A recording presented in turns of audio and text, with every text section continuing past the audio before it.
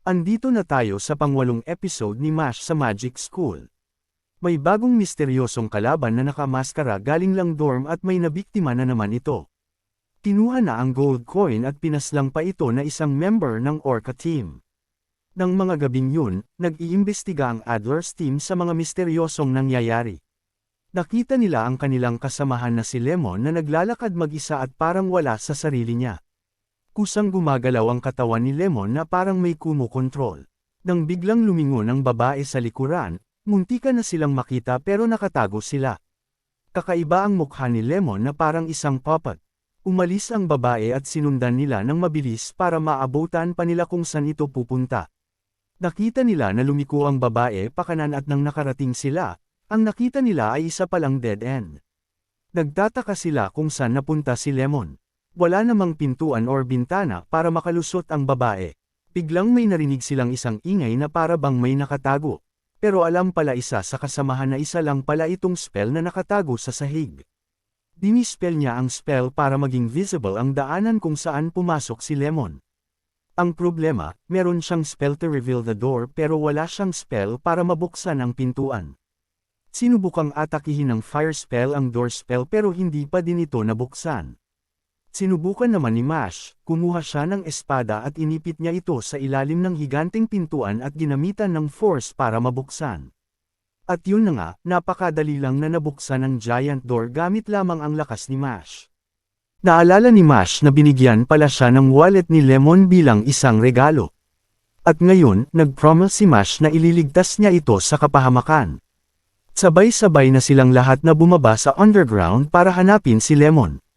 May nakita silang isang liwanag at natagpuan nila ang isang malawak na arena na kung saan may nag-aantay na kalaban na isang member ng Magic Lapis.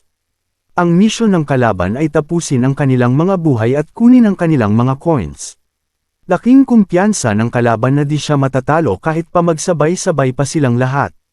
Ipinatawag ang headmaster para ipaalam na 6 sa mga notorious inmates ay nakatakas at pinatay ang mga gwardiya. At eto na, nagsimula na ang laban sa dalawa. Nagbitawan na sila ng mga malalakas na mga pag-atake. Naglagay ng mga patibong ang red hair na nakapalibot sa kalaban pero patuloy pa ring umatake ang kalaban at ginapos sa itaas si red hair ng mga malalaking ugat ng halaman. At nang ibabagsak si red hair ng malakas sa ground, pinasabog niya ang mga patibong na nilagay niya malapit sa kalaban. At yung na nga, natunaw ang mga ugat ng halaman ng kalaban, isa pala itong time bomb spell. Ipinasabog na ang natitirang spell bomb na nakapalibot sa kalaban at tinalo ito. Bigla namang hinigop silang 4 sa ilalim ng arena. Nahiwalay sina MASH at yung asul na buhok pero yung dalawa ay magkasama. Ito pala ay pinagplanuhan ng mga kalaban para kalabanan ang isa't isa.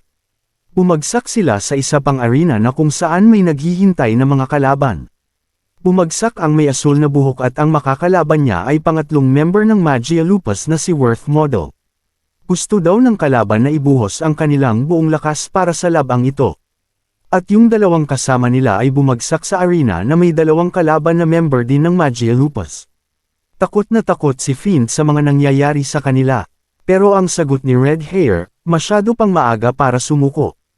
At ang ating bida naman na si MASH ay nakaharap muli ang taong nakamaskara na ang pangalawa sa Magia Lupus na si Razor.